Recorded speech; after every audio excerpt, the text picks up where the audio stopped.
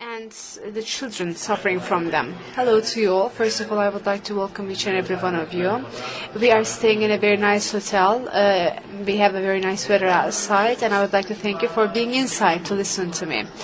Today I will be talking about the new advances in the pharmacological treatment for core symptoms in autism spectrum syndrome. We all know that ASDs do not benefit from psychopharmacological interventions as much as many other childhood mental health disorders. For example, first the anxiety disorder treatment, and we receive a robust treatment and response from other disorders. But this is not the case for ASD, and this really disappoints us.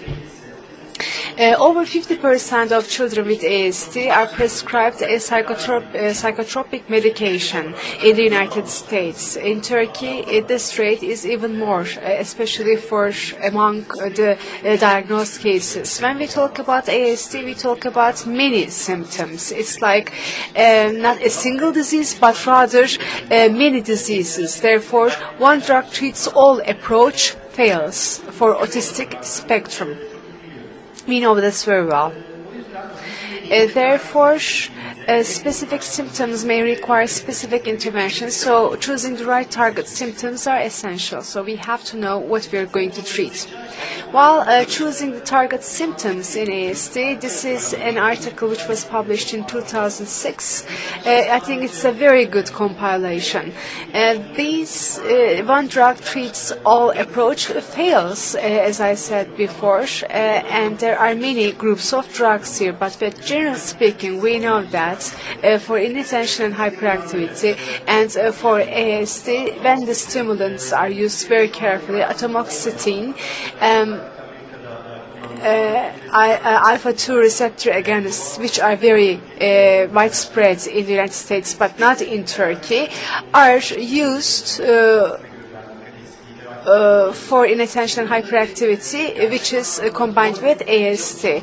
So we do not know if it is a comorbidity, but if it is includes in the ASD. It is debatable, of course, but we may use these agents. For repetitive and restricted behaviors, chloromipramine and fluoxetine used trials are in the foreground. For aggression and self-injurious behavior, as mentioned by Özgür Bey, atypical and typical antipsychotics can be used. But social impairments, which are one of the core symptoms of ASD, new studies on ACHE antagonists and anti-glutamatergic agents are being initiated, and there are new studies on these, and I will try to wrap up these studies.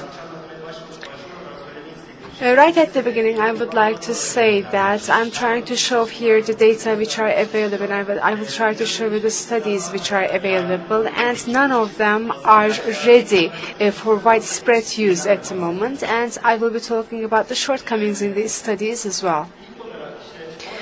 First of all, we talked about core symptoms in ASD. These are the very core symptoms in autism. For example, lack of communication, inattention, hyperactivity, self-injurious behavior, aggression, and repetitive behaviors. And we very much see irritability and aggression and hyperactivity and self-injurious behavior and aggression that are accompanied by ASD. These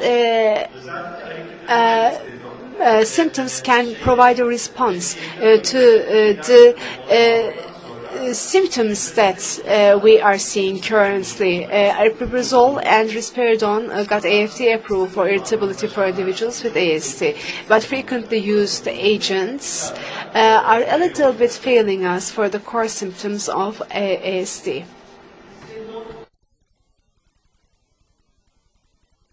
We are using, we said that risperidone is used for irritability, but we should not suffice with that, because for the core symptoms of autism, for atypical agents and typical agents, risperidone has some features as well. When we talk about risperidone, we see the RUP trial in the very foreground. That is Research Unit on Pediatric Psychopharmacology, Autism Network. It's a very large study and very large trial. Therefore, we rely on the number of samples. Therefore, we rely on the conclusions of this trial. So, in the stereotypes, we see a high effect, but in social relatedness, social withdrawal, in other words, we just see less. So lethargy and social withdrawal are questioned here. There is a medium level of effect. However, later on, with this medium level effect, with some statistical corrections, it was not strong enough. And McDougall says that in the sensory motor behavior and in affectual relations, and especially in real life ratings, for example, not when you call in the kids but apply a scale, but in real life ratings, no effect on social relatedness or language is seen by risperidone. It's not promising. A Canadian study, Shea and Turgay carried out a study, and they found effects on irritability and aggression, but it failed to show improvements on social withdrawal and stereotypies. But another, when it is combined with the 24-week study, the secondary analysis and combined data, we see that it has more effect on social withdrawal. When we talk about aripiprazole, there are two large studies. These are placebo-controlled and double-blind studies. For irritability, we see that aripiprazole is very effective in treatment. However, for stereotypes, when it is compared with placebo, the effect is not very strong. For social withdrawal and lethargy, aripiprazole is not very much different than placebo from the statistical point of view. Paliperidone is trying to come into foreground recently for the treatment of autism spectrum disorders. There are different studies in Northern America, and it has a more efficacy profile compared to risperidone. Stigler carried out an 8-week study, on 25 adolescents and young adults. Large effect sizes on irritability were observed, and interestingly enough, it has very successful results on lethargy and social withdrawal and stereotypes. But this, of course, should be evaluated with some reservations, because it's an open-ended trial. What about antidepressants? Clomipramine is the oldest agent. And especially in early studies back in 1970s and 80s, repetitive behavior shows the success of clomipramine. However, in newer studies by Remington, in the checklist, which is helping us for measuring the core symptoms of ASD, we do not see any improvement in ABC subscales. Stiloprom, there's a large study on that and does not show superiority over placebo at doses of 16.5 milligrams on average in treating repetitive and restricted behavior. Fluoxetine is a bit controversial.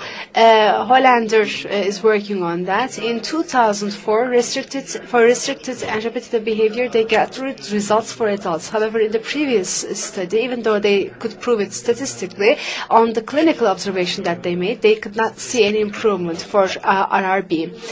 And the explanation is that fluoxetine, especially in the developmental period, have different effects for the treatment of depression in adolescents and children, and we may not be as successful as the adults. It is like that in other diseases as well. Antidepressants may not give as good results as with the adults, because the children or adolescents have not completed their developmental period, and their nervous system are not ready or are not improved enough for that. Maybe that's the reason. I would like to talk about donepezil. In Istanbul, I see that donepezil is prescribed for children with autism, especially when the neurologists are following up these patients. So they say that in the hypothesis in children with ASD there is a cholinergic abnormality. And if ACG inhibitors may improve the changes caused by these abnormalities, then we can help with the core symptoms of ASD, for example. This is the rationale. What are the supporting findings for this? In the postmortem findings of children with ASD, in the basal forebrain, the cholinergic neural areas are larger. In adults, these areas are rather smaller. And this larger cholinergic area throughout the development is included in the system. And neuronal nicotinic acetylcholine receptors in thalamic and cortical areas are less than normal. So nicotinic agent is given in order to eliminate this shortcoming. That's what the hypothesis says. There are a few large studies about donepezil. Both of them are double-blind studies. One of them was carried out by Chase and the other was by Hendon. And they have to be considered together because they are giving some controversial and contradicting results. Chase asserts that increased expressive and receptive language is ensured, and CARS is like a screening evaluation, and says that there are improvements in CARS in placebo group, but Van Handen says that that executive functioning is improving. However, these changes when compared to placebo are not very permanent. Hardan and his colleagues carry out an open-ended study. There are improvements in irritability and hyperactivity. However, there is no effect on language or social skills. So there is an interesting point here. Chess has a promising activity. However, he uses very low doses and focuses on children between the ages of 2 and 8. But Handan uses larger doses and focuses on adolescents and late childhood periods between the ages of 8 and 19. But on the other hand, chess does not give us proper statistically proven and satisfactory evidence between the different groups. Therefore, I'm not very happy about this positive result. So we have to have a bit reservations about the work of chess. We started with nicotinic agents and cognitive enhancers.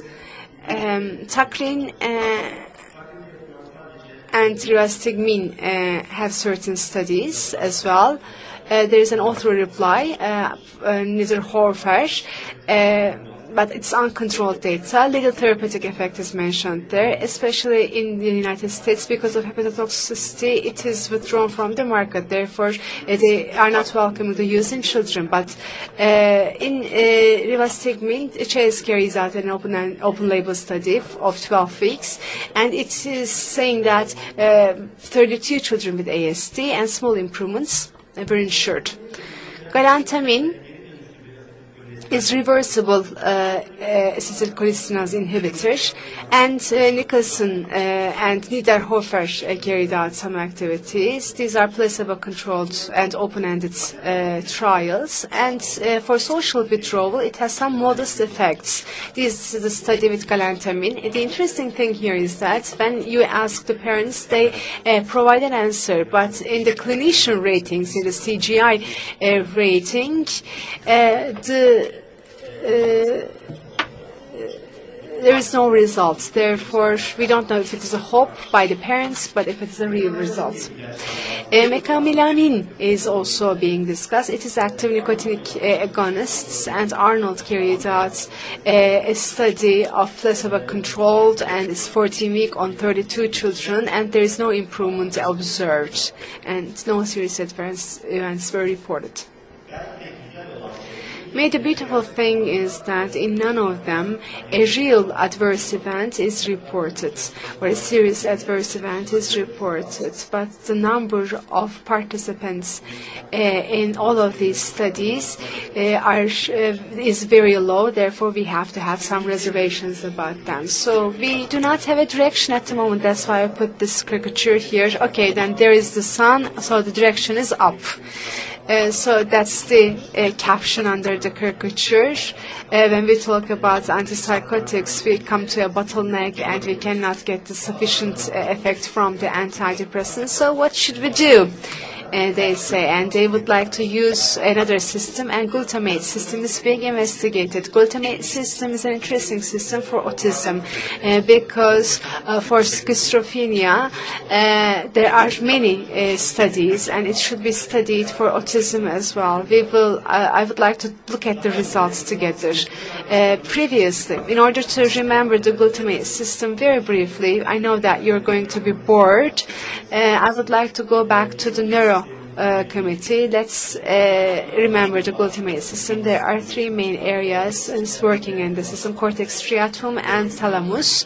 Glutamatergic and GABAergic are the most frequent neurotransmitters in these pathways, especially more than 50% of the brain is using biglutamate. It is stimulant. GABA is, on the other hand, is an inhibitor.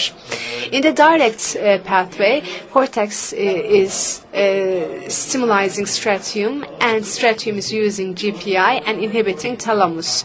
Thalamus is under normal conditions activating cortex, and this way, in a controlled way, cortex is being stimulized. In the indirect pathway, subthalamic nucleus is in the foreground, and it is using the GABA pathway, and through GABA and together with this nucleus, an activation is carried out, and thalamus is inhibited so that the cortex is not working in a proper way. So the direct system and indirect system, or stimulating system and inhibiting system, are making a war here. And here, if the direct is superior, then cortex is overstimulated. And this may cause Parkinson's disease, and this is also seen in the other disorders. And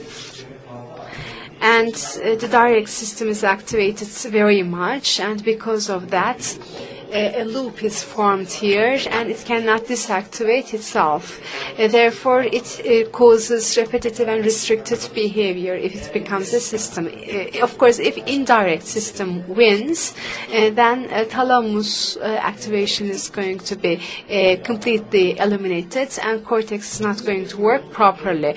In ASD core symptoms, the hypothesis is that the direct pathway is superior to indirect pathway, and excitatory toxicity is the resultant product. Because of this toxicity, the behavior cannot be subdued.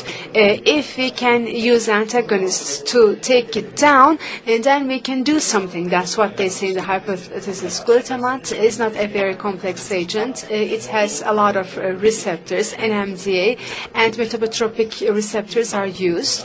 And in many diseases, in ALS, for example, in CVA, in Huntington's disease, dementia, it is used. For depression, schizophrenia, OCD, and ASD, the glutamate system is being investigated. This is the D-cycloserine first agent. It is used for TB treatment. However, for the glutamate system, it has some effect. DSC is found to enhance social behavior in animal models. They use it for the animal models, and the female ones have more tendency to find a spouse and to reproduce. Therefore, there is an increased activity there, they say. and in partial NMDA it's a partial NMDA agonist and is used in such studies for treatment of negative symptoms. And POSE carried out a trial on 10 people, and for social withdrawal, a moderate improvement is ensured. Amantadine, it is also used in glutamate receptors, and King carried out a study for 4 weeks. It's randomized and placebo-controlled, and it is carried out with 39 children, and it says that there is no significant difference on parent measures, but there is no serious adverse event either. Memantine, NMDA is a very interesting agent for dementia and for depression. It is in the algorithms as an augmentation treatment, and when we use it for child psychiatry, on OECD there is a study on memantine, and for augmentation treatment we also talk about the success of memantine. In autism spectrum disorders, Erickson carried out, and Shays and Niederhofer and Oli carried out certain trials. There are some controversial results, but they are very promising, especially for the social use of language and for the social behavior. Some improvements are mentioned. However, one study says that we haven't seen no improvement in language improvement. However, the other study says that they have seen an improvement in its real sense. And in the use of memantine, there is no serious adverse effect reported. A compressate, as you know, it is used for alcohol addiction. We know that it is also working through GABA and glutamate systems, and it is regulating the metabotropic glutamate receptors, and it is reducing the stimulant toxicity. Erickson carried out an open-ended study in 2011. Likewise, social communicative abilities are reported to be improved. However, these were observed by clinicians. The families did not report such a change. However, when ABC subscales were applied, in terms of social responsiveness, some improvement has been observed. N-acetylcysteine is very much worked on. It is very much used, especially for children. And it is administered with less hesitations about its side effects. Therefore, there are a lot of studies on that. NAC, in other words, N-acetylcysteine, is doing a GSH synthesis, which in turn can help ameliorate the changes caused by accumulation of reactive oxygen species. Oxidative stress is mentioned in many publications. Oxidative stress and harmful radicals, and because of that, autism is caused. This is the statement they use in many publications, and in this study, we see 12-week periods, and it is double-blind and randomized, and it was published in Biological Psychiatry. Different dosages were applied, and the last dosage is 900 milligrams a day, and many different outcome measures are present. They say that we see significant reduction in ABCI, and in terms of stereotypies, we saw significant improvement. And for repetitive and stereotypic behavior, there is a trend, but this trend is not statistically significant. For social functionality, we do not see very much improvement. In one participant, they had to withdraw with one patient. Oxytocin is very important for social affiliative behavior, especially because of lack of empathy and because of lack of social affiliative in autism.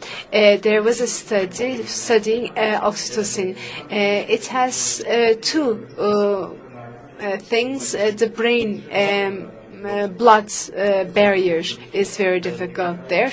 And one study showed that in repetitive behaviors and restricted behaviors, the effective speech recognition are improved. I would like to conclude by saying this. I wish this was very easy. What I can say as a conclusion is that until now, there are no definitive